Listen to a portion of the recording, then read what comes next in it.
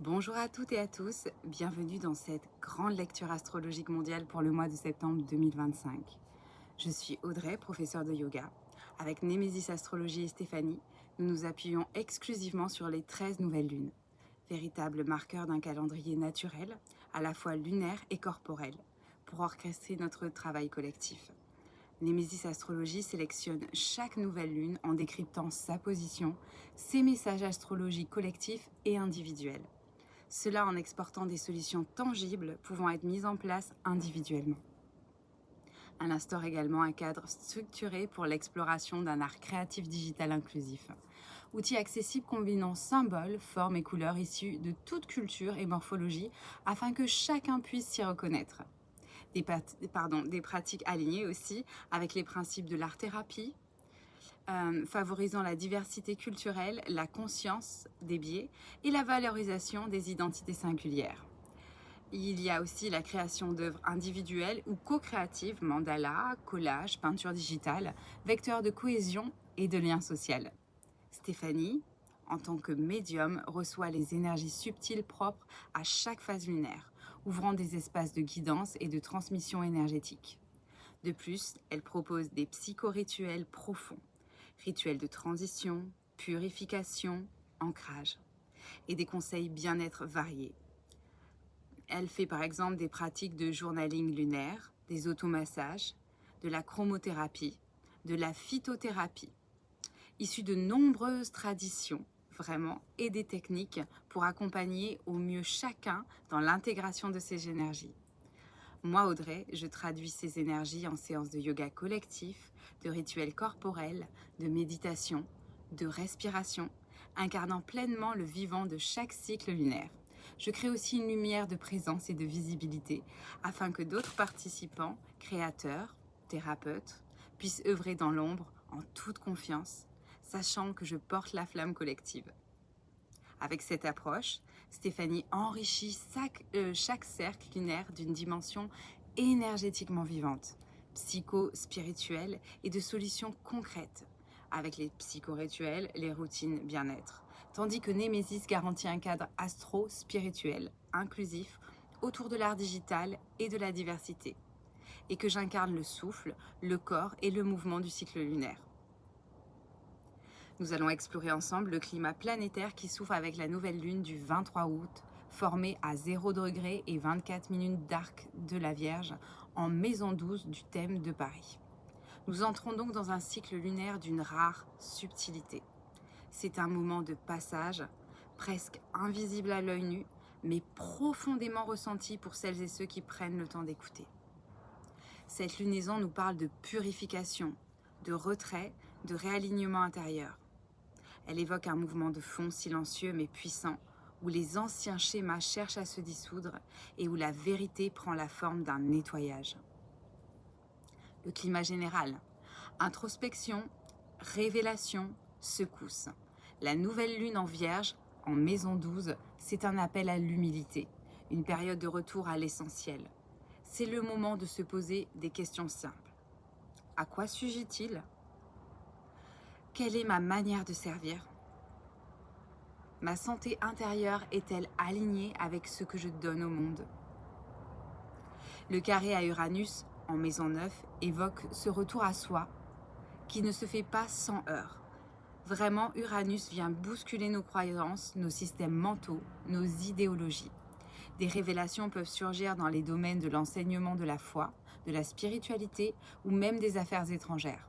C'est une secousse spirituelle ou intellectuelle, une déprogrammation soudaine.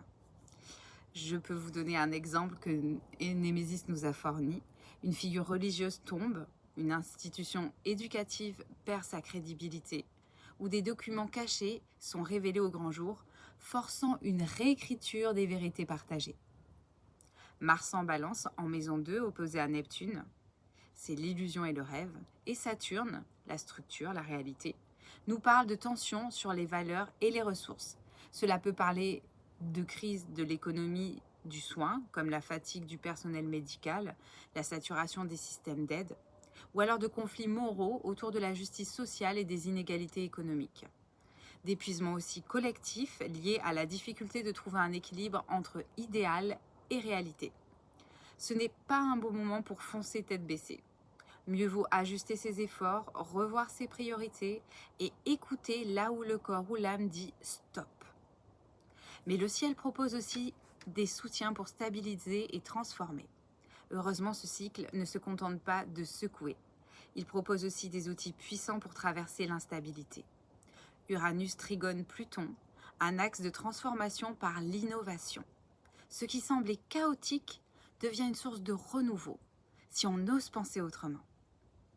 Saturne sextile Pluton et Uranus. Possibilité de construire du solide dans le changement. Les structures rigides peuvent s'adapter, à condition de ne pas s'y accrocher. Mercure sextile Mars, une intelligence stratégique fine, pointue et disponible. Les décisions mûries dans le calme auront un pouvoir d'action décisif. En synthèse, une lunaison d'épuration et de lucidité.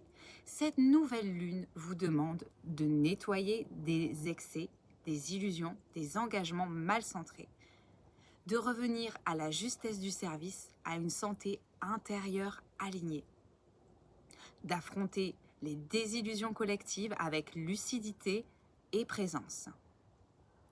C'est un cycle de retrait sacré, mais aussi de clarté possible si l'on accepte de regarder l'invisible, dans nos pensées, nos institutions et nos manières d'aimer ou de lutter. Dans le domaine géopolitique et les tensions sociales, nous traversons une période où le cœur des sociétés est en pleine mutation. Pluton rétrograde en maison 5 agit comme un révélateur puissant. Il soulève les ombres là où nous les créons, éduquons, aimons et construisons l'identité collective. Cette position suggère une transformation profonde des sphères liées à l'éducation des enfants. Les systèmes pédagogiques sont vraiment remis en question. À la culture, les arts, certains récits s'effondrent, d'autres renaissent.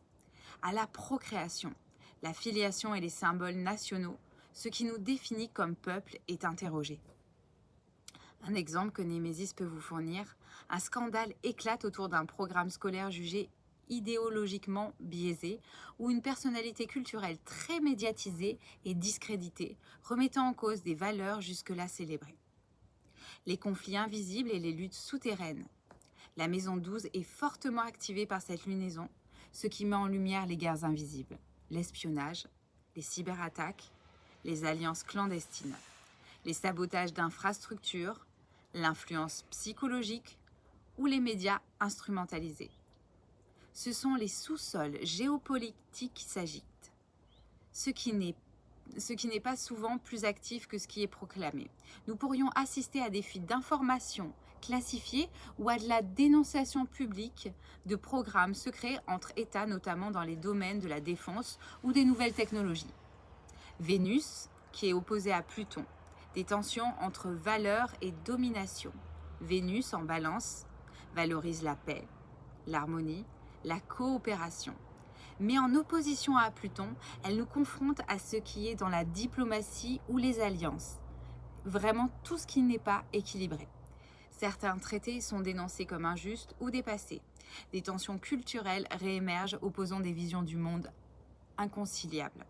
Les valeurs économiques peuvent entrer en conflit avec les valeurs humaines ou écologiques. Un exemple, un pays rompt un accord de libre-échange pour des raisons éthiques, déclenchant une crise politique, ou une alliance historique se désintègre à cause de différences irréconciliables sur des enjeux sociaux ou climatiques. Excusez-moi, le mot n'était pas facile à prononcer. En résumé, c'est un moment de réécriture des alliances symboliques. Ce passage du cycle lunaire nous invite à observer quelles valeurs sont encore fondatrices de nos sociétés, quels récits, traités ou figures ont perdu leur légitimité, et surtout, comment recréer du sens collectif sans sombrer dans la manipulation. Ce que nous traversons est un appel à déterrer l'invisible, nommer l'indicible, et reconstruire les fondations culturelles, sociales et géopolitiques sur des bases plus vraies. La société, les médias et les technologies. Avec Uranus en Gémeaux, très proche du milieu du ciel, le monde est à un carrefour technologique et culturel critique. Ce positionnement indique que nos manières de penser, d'apprendre, de communiquer et de gérer les infrastructures sociales sont en pleine mutation. Nous traversons un moment où les modèles établis se fracturent, révélant des chocs dans les médias, des révélations brutales, des crises de crédibilité, des déconstructions de récits dominants, des découvertes sur les systèmes de surveillance, les technologies cachées, les données massivement collectées sans consentement éclairé, des défaillances dans les structures éducatives et numériques, les bugs, les faillites ou les révélations sur les inégalités structurelles dissimulées. C'est une rupture, mais c'est aussi un nouveau génie collectif en gestation. Mercure en Lion, en maison 11, forme un quintile à Uranus, aspect associé à l'inspiration fulgurante et au génie inventif. Cela signifie que de nouveaux récits collectifs émergent, plus audacieux, plus incarnés, porteurs d'une vision unifiante. Des figures innovantes, des penseurs ou des activistes charismatiques peuvent surgir avec une voix claire, incisive, presque prophétique. Mais ce même climat peut favoriser la manipulation mentale. Attention aux images séduisantes, aux slogans hypnotiques, aux récits trop parfaits. On va vous donner un exemple. Une plateforme sociale pourrait exploser en popularité en prônant des valeurs progressistes, mais cacher un agenda commercial ou idéologique opaque. Alors, vers une révolution des récits et des infrastructures, ce moment astrologique nous pousse à remettre en cause les récits dominants. Ceux qui nous disent ont conditionné à penser, apprendre ou communiquer sur des normes dépassées. Mais il ne s'agit pas de tout détruire. Les outils de reconstruction sont déjà là, sous nos yeux. Des nouveaux médias libres naissent, indépendants, collaboratifs, ouverts à la pluralité. L'intelligence artificielle peut devenir une alliée de la vérité si elle est éthiquement encadrée. Des systèmes éducatifs hybrides, intuitifs, réhumanisés voient le jour, misant sur l'autonomie et la co-création. Ce qui est à surveiller et à transformer. Dans les médias, attendez-vous à ce que des bouleversements éditoriaux se fassent. Des révélations internes pourraient redéfinir les lignes rouges de l'information. On pourrait voir des figures tomber et d'autres naître. Dans les technologies, crises ou avancées, les deux. Une cyberattaque, un crash massif ou une panne globale pourrait révéler l'obsolescence d'un modèle. Mais c'est aussi le terreau d'une refonte plus résiliente. Dans les espaces sociaux, des communautés en ligne s'érigent comme dans des nouveaux lieux de sens, d'initiation, collective ou de soins. Ce sont des nouvelles écoles du réel. En résumé, cette lunaison nous invite à réformer nos récits collectifs en sortant du sensationnel ou du mensonge séduisant. Innover dans l'éducation et l'information en plaçant l'éthique au cœur de chaque technologie. Faire de notre parole un outil conscient, créatif et non destructeur. Choisir la lucidité plutôt que la viralité, la profondeur plutôt que l'effet. La santé publique et le climat. Cette lunaison en maison 12 associée aux marges, aux secrets, aux soins invisibles pose une question fondamentale. Comment notre société prend-elle soin de ses vulnérabilités? Des malades aux soignants, des isolés aux épuisés, des exclus aux éveillés silencieux. Il ne s'agit plus de guérir en surface, mais oser voir ce qui a été négligé, caché ou sacrifié au nom du progrès.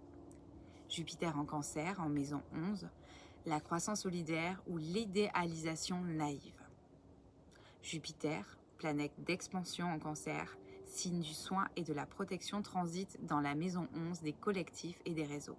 Cela suggère une quête sincère de solutions communautaires, des alliances autour de la santé, de l'alimentation, des refuges ou des systèmes alternatifs. Mais aussi un risque d'idéalisme démesuré, des promesses creuses, des projets collectifs qui s'essoufflent ou dérivent vers l'émotionnel. Exemple, une plateforme citoyenne pour une médecine holistique ou une initiative locale pour purifier l'eau potable gagne en ampleur, mais doit encore se structurer pour durer. Hadès et Chronos en Cancer. Des signaux d'alerte sanitaire, des points sensibles. Hadès, les maladies, les pollutions invisibles, et Chronos, les institutions, le temps long, se trouvent eux aussi en Cancer. Cela indique D'abord, de possibles crises liées à l'eau, à la nourriture ou aux conditions de vie des plus précaires. Des dysfonctionnements hospitaliers révélés, des saturations, des maltraitances institutionnelles ou des scandales autour de pratiques médicales obsolètes.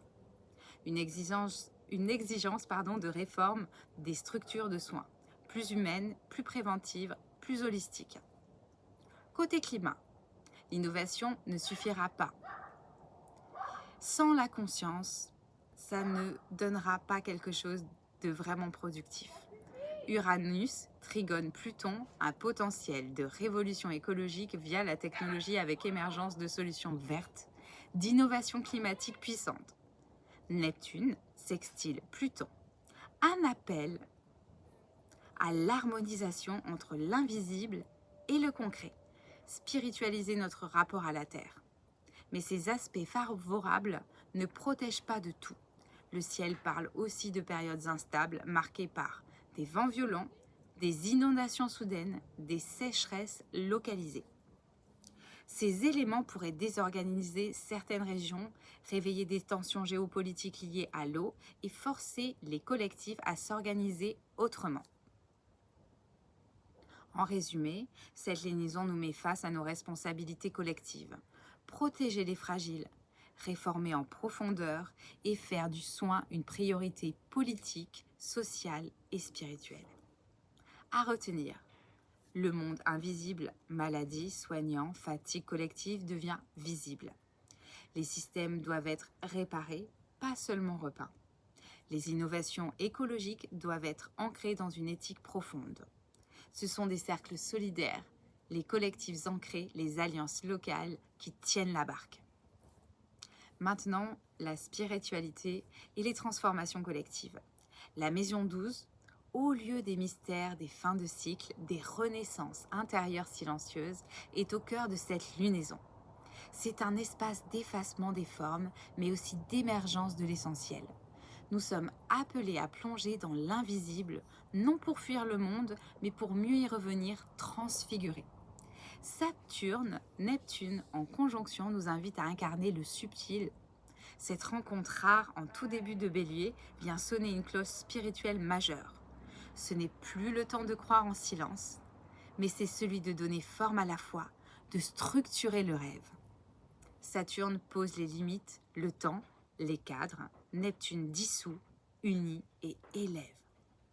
Ensemble, ils nous disent « Réalise ton idéal, mais sur cette terre, dans ton corps, dans ton quotidien. » Un exemple, un thérapeute spirituel choisit de se rendre sa pratique accessible, de l'enseigner ou de l'incarner dans un service social concret.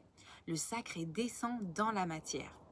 Pluton, maître de la régénération, transite dans la maison 5, celle de l'expression personnelle, de la créativité de l'enfant intérieur. Ce cycle signe la mort des anciens dogmes rigides ou institutionnels au profit d'une spiritualité incarnée, inventive et vivante. C'est le moment de créer des rituels qui vous ressemblent, de réinventer vos liens sacrés, de mettre l'art au service de l'âme. Un exemple, une personne ose créer une cérémonie de guérison poétique, une pièce de théâtre sacrée ou un lieu collectif d'écoute silencieuse. Chiron, le guérisseur blessé, transite la maison 8, territoire des héritages invisibles, de la sexualité, de l'économie et des mémoires transgénérationnelles. Ici, la blessure devient un portail. On ne fuit plus la douleur, on l'écoute et on la transforme. Cela peut amener à des révélations sur des traumatismes familiaux ou collectifs, un travail sur les tabous liés au corps, à la mort, au pouvoir. Une guérison spirituelle par rapport à la sexualité sacrée, la mémoire du sang, la réparation des lignées. Un exemple, une femme explore la mémoire de ses ancêtres et décide de se libérer d'un secret de famille à travers une œuvre d'art ou un acte de pardon. En résumé, une spiritualité enracinée, une renaissance de l'âme. Ce cycle propose un nouveau paradigme, une foi ancrée dans l'engagement, une création au service du vivant, une guérison par la traversée consciente de nos ombres. Ce qui est à retenir, la spiritualité n'est plus un concept, elle devient une respiration, un rythme, une offrande quotidienne. Le feu sacré, Pluton en 5, brûle les vieux schémas pour faire naître une lumière authentique. Chiron nous guide à travers les couloirs sombres de la mémoire pour y révéler notre puissance intacte. Question de fond à méditer. Comment puis-je honorer le mystère en moi sans dérober à la matière? Ligne de force, ce cycle lunaire subtil et décisif trace une carte de transition intérieure et collective. 3 forces principales nous traversent. Elles ne crient pas, elles murmurent dans les replis de la conscience. Mais si nous les écoutons, elles peuvent réorganiser nos mondes. Purification collective silencieuse, la Vierge en maison 12 n'agit pas dans le tumulte. Elle récure en profondeur, discrètement. Ce cycle invite à une forme d'ermitage symbolique, non pas pour se couper du monde, mais pour écouter ce qui en soi demande à être nettoyé. Cela concerne les automatismes inconscients, les douleurs mal nommées, les schémas collectifs de déni. C'est le temps des soins invisibles, de la prière sans mots, de la compassion sans spectacle. Un exemple, une personne ressent le besoin de se retirer temporairement d'un collectif ou d'un rôle social pour clarifier ses intentions, apaiser son rythme et se reconnecter à une mission plus juste. Crise de valeur et de vérité. Mars en Balance veut agir pour la justice, mais ses carrés à Jupiter en Cancer et Neptune, Bélier, troublent les eaux morales. On assiste à des luttes pour la paix qui manquent de lucidité, des idéaux collectifs qui vacillent entre aspiration et illusion, des conflits autour des ressources, des promesses et de la parole donnée. Une vérité cherche à percer la brume, mais elle exige du discernement, du courage et une certaine désillusion du sacré. Un exemple, un conflit autour d'un projet associatif ou public révèle des failles dans les motivations. Est-ce que la reconnaissance qui est cherchée ou le service? Est-ce que c'est l'apparence du bien ou sa réalité? Possibilité d'une reconstruction lucide. Heureusement, le ciel n'est pas que tension et il offre aussi une structure d'évolution silencieuse mais puissante. Le trigone Uranus-Pluton permet une transmutation concrète, surtout si elle s'appuie sur l'innovation éthique, la technologie consciente ou la mémoire refondée. Le sextile Saturne-Neptune indique une opportunité rare. Donner une forme stable à ce qui n'est pas encore dans une vision subtile. Ce qui est encore qu'une vision subtile, je me suis mal exprimée.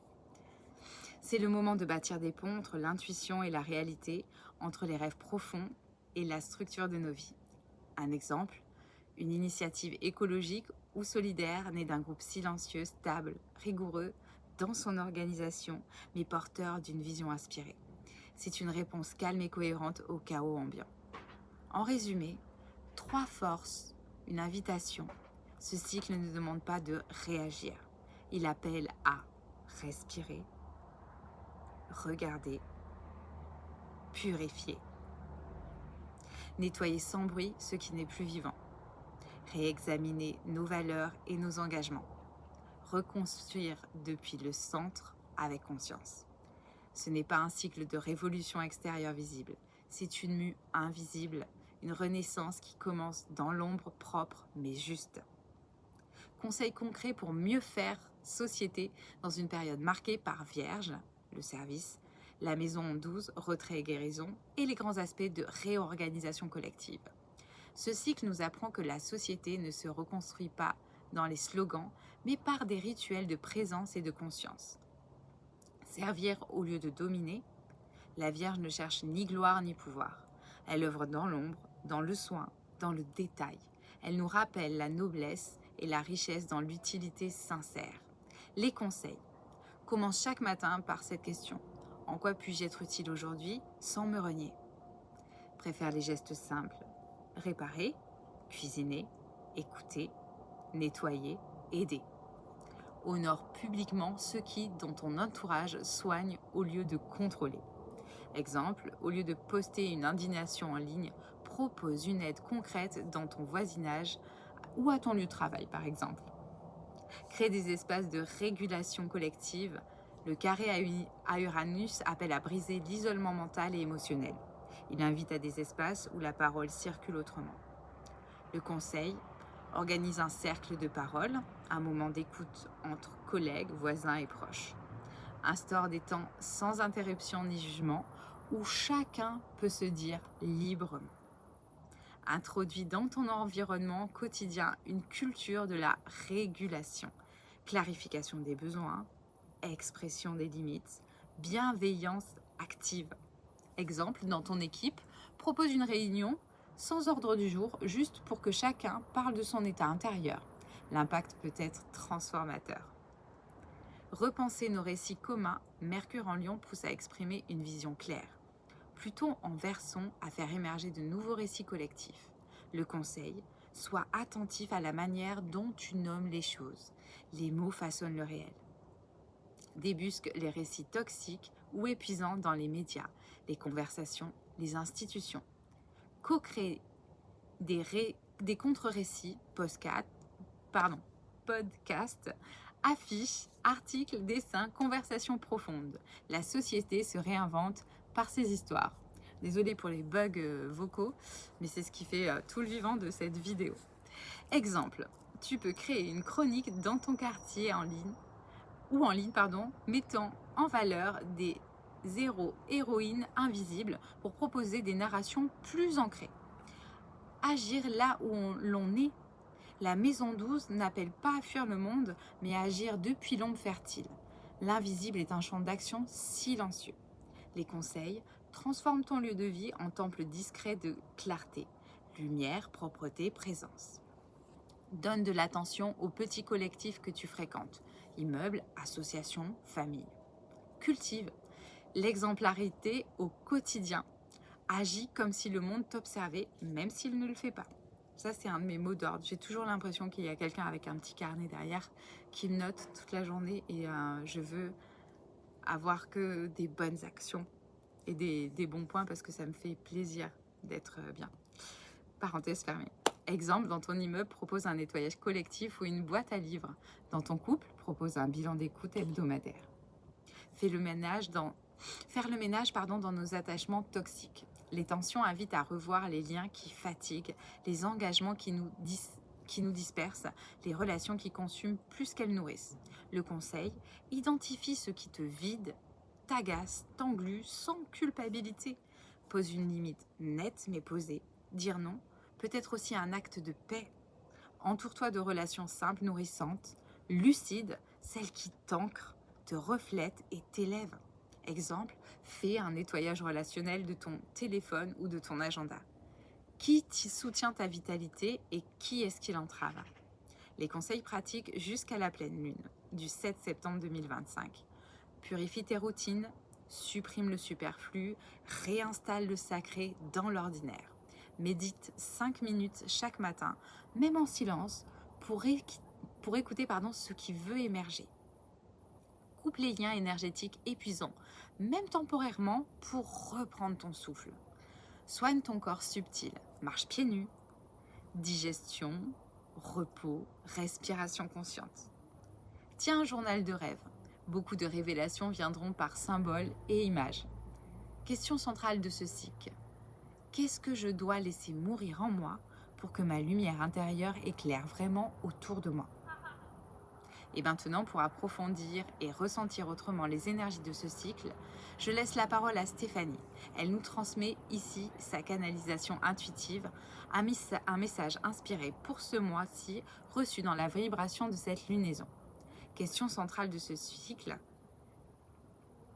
Qu'est-ce que je dois laisser mourir en moi pour que ma lumière intérieure éclaire vraiment autour de moi?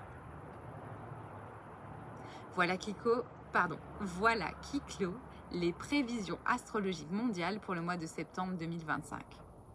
On poursuit maintenant avec la canalisation de Stéphanie. Très bien.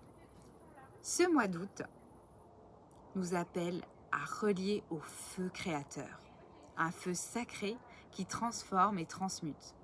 Ce n'est pas seulement la terre qui brûle, c'est aussi notre propre terre intérieure. Il est temps de jeter dans les flammes tout ce qui ne vous correspond plus. Qu'il s'agisse de relations personnelles, familiales, professionnelles ou de vieux schémas, de croyances limitantes, d'une image de vous-même complètement dépassée. Ce feu, c'est celui du discernement et de la vérité. Il éclaire nos zones d'ombre, nos blessures, nos croyances figées, sur nous-mêmes et sur les autres. Il ne brûle pas pour nous détruire, mais pour nous libérer, pour que nous puissions enfin déployer nos alliés et révéler qui nous sommes vraiment. Il est temps de revenir à soi, d'enlever les masques, de déposer les étiquettes qu'on vous a collées ou que vous avez accepté de porter. Vous n'êtes pas ce que vous croyez être. Ce que la nature, les astres et la source demandent aujourd'hui, c'est un alignement sincère de chakras afin de co-créer ensemble une harmonie avec le tout. Ne laissez plus le feu destructeur vous consumer. Choisissez le feu alchimique, celui qui libère, élève et fait circuler la vie. Regardez la nature avec un incendie, la vie renaît. Pour vous aussi, le moment est venu de purifier, de transformer, de vous alléger. Connectez-vous au feu sacré, au feu de votre vérité intérieure. Vous êtes lumière par essence. Ce flambeau originel brille déjà en vous. Il est de votre responsabilité de l'honorer, de le faire rayonner. Osez vivre pleinement. Laissez-vous traverser par la vie avec foi et confiance. Le mouvement est sa nature, restez dans le présent. Ni dans un passé révolu, ni dans un futur illusoire. C'est ici et maintenant que réside votre pouvoir. Il n'y a pas de sauveur extérieur, tout est en vous. C'est en osant regarder vos blessures, vos émotions, vos parts d'ombre que vous accéderez à votre vérité profonde. Osez ressentir, ouvrir l'espace, être, exprimer, vivre. Vous avez le choix. Maintenir l'ancien par peur de l'inconnu ou accueillir le renouveau même s'il déstabilise. Le bonheur demande parfois d'oser l'inconfort. Vos pensées sont créatrices. Nourrissez-les d'espoir. Abandonnez les croyances qui vous entravent. Semez de nouvelles graines. Vous êtes digne, légitime, capable de vivre la vie que vous désirez. Mais souvenez-vous, les mots seuls ne suffisent pas. Les actions concrètes sont nécessaires. Comment espérer du neuf en entretenant de l'ancien? Reprendre la responsabilité de sa vie est un acte de courage.